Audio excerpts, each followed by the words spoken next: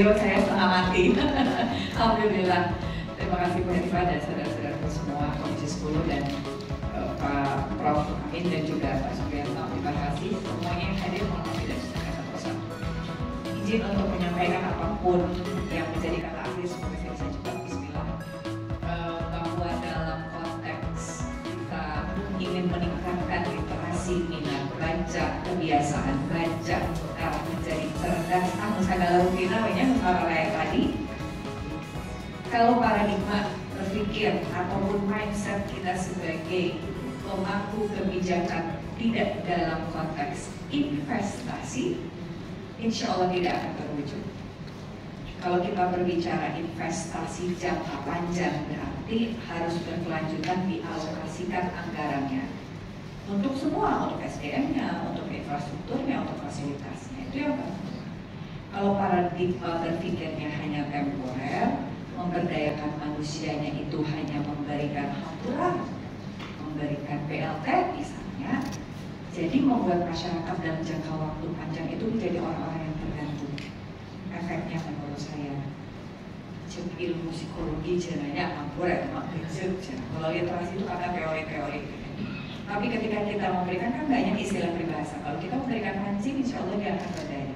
Tapi kita selalu memberikan ikan kepada masyarakat. Tinggal pilihan bukan? Akankah kita temporary berinvestasi dalam mendidik orang untuk tergantung, atau berinvestasi jangka panjang untuk memutus rantai kemiskinan, sehingga sekian puluh tahun, 15 tahun, 12 tahun wajib belajar, 15 tahun anak-anak sudah siap untuk potong-potong, kita sediakan lapangan kerja jenah yang namanya ideal. Tapi tidak kumaha atau yang namanya adalah kumaha kita maunya gimana?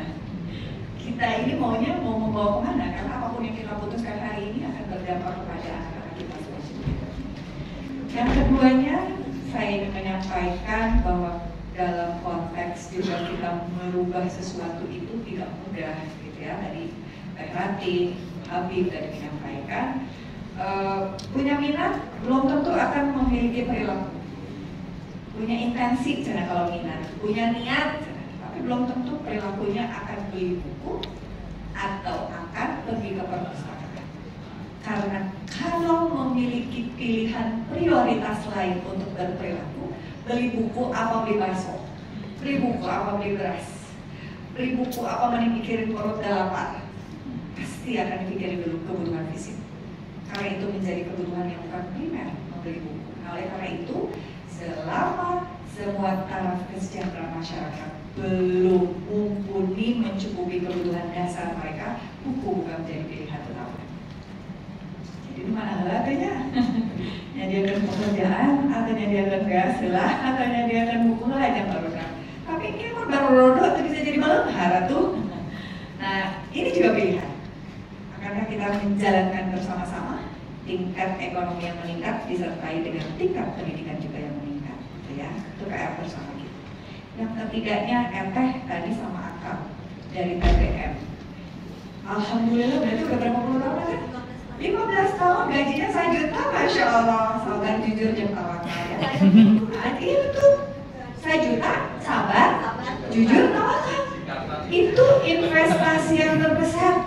Nih, literasi saya tadi secara face value. Hendaklah ada di antara kamu segolongan umat yang menyeru kepada kebajikan, menyuruh kepada makruf dan mencegah dari yang mungkar. Mereka orang-orang yang beruntung. Ente udah termasuk orang yang beruntung. Karena investasi akhirat. 15 tahun tidak dimiliki gaji, Allah berikan pasti rezekinya. Ya kan? Berarti Allah kasih investasi yang lain gitu. Tapi kalau memang keinginannya tidak menjadi relawan karena tidak digaji, tapi ingin menjadi yang bergaji alias punya honor, disebutnya jadi honorer, mungkin harus berafiliasi dengan kepala desanya menjadi bukan TBM yang bersifat swadaya masyarakat, tapi kumaha carana supaya mengalokasi atau mengakses anggaran dana desa itu dijadikan sebagai perpustakaan desa. Kalau perpustakaan desa itu mulai dari nol, pasti anggarannya besar. Tidak semua kepala desa juga memiliki tingkat literasi keuangan dana desanya untuk dialokasikan ke arah TBM ataupun ke arah membangun perpustakaan desa. Oleh karena itu kolaborasilah dengan kepala desa. Misalnya kalau ke Bupati lihat dasar ting desa membangun perpustakaan desa, bingung juga beliau gitu untuk kemudian bisa fleksibel menganggarkan untuk masing-masing perpustakaan desa. Jadi saran saya berkolaborasi dengan kepala desa, semoga bisa dicantolkan menjadi perpus desa besok-besok, jadi bukan RW lagi judulnya, sehingga kalian bisa mengakses sebagai pegawai honorer, bukan relawan ya. Dan relawan makasih saya juta, sabar judul awal. Terus kemudian yang lainnya yang ingin saya sampaikan adalah bahwa tadi sudah disampaikan Pak Kadis Perpusda, alhamdulillah terima kasih Bu Bupati sudah menyediakan 20 hektar ya tadi kan?